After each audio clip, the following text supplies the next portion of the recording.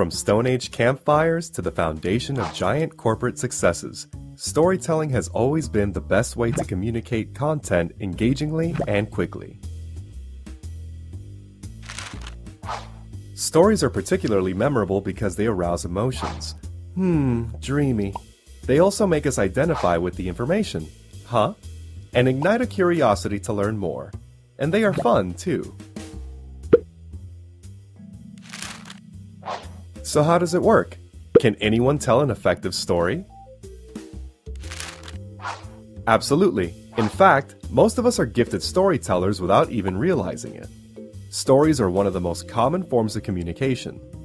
We use the power of storytelling to persuade people, and to move people to action. Often, we do this intuitively and without realizing it.